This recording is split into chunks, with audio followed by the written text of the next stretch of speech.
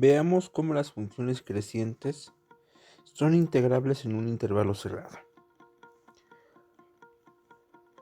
Tenemos una función f que es creciente en un intervalo cerrado. De manera automática ustedes pueden darse cuenta que f está acotada sobre el intervalo cerrado a, b. ¿Cómo lo pueden ver? De la siguiente manera. Recuerden que creciente, ¿qué quiere decir? Que si yo tengo dos bichos, llámense x, uno menor o igual que y, entonces sus imágenes f de x va a ser menor que f de y. Eso quiere decir que sean crecientes. Por lo tanto, ¿qué tenemos aquí? Tenemos que si x está entre a y b,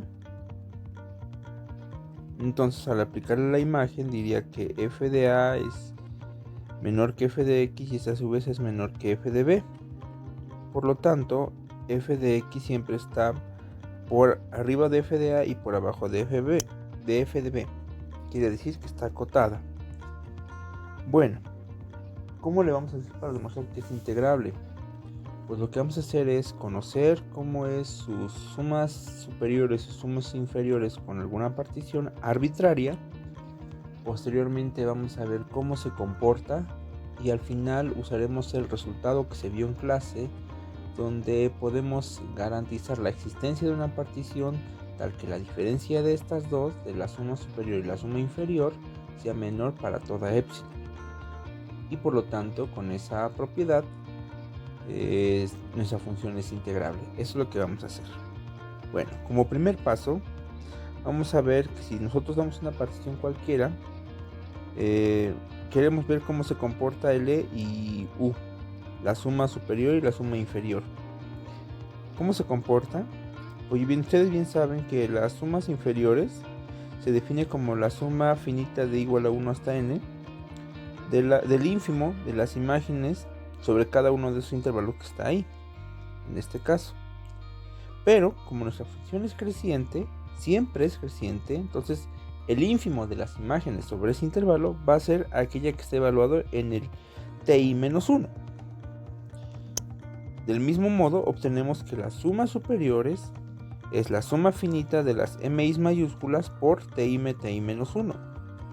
Pero este es el supremo de las imágenes sobre esos intervalos. Y como es creciente, simplemente es nuestra función en nuestro punto ti.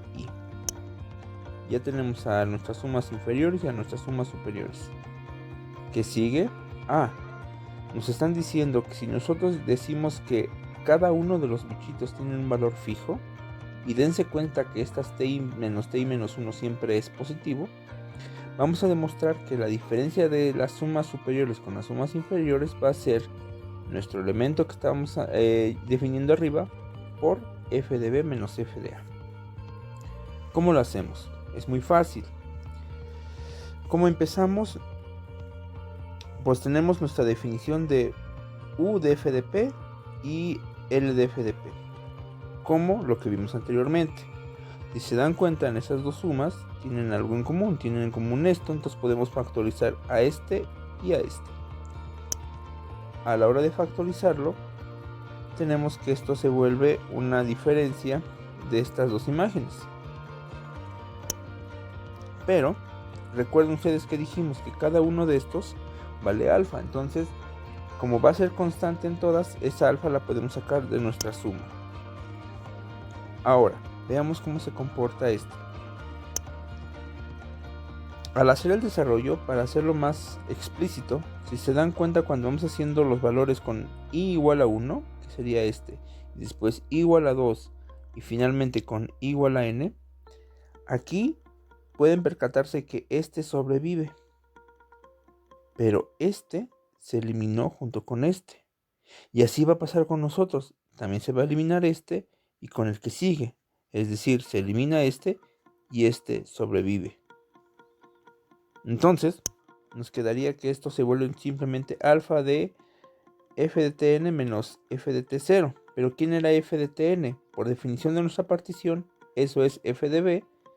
¿Y quién es t0? En este caso es a, es decir, f de t0 es f de a. Ya demostramos esa parte. Ahora sí, vamos a la parte final.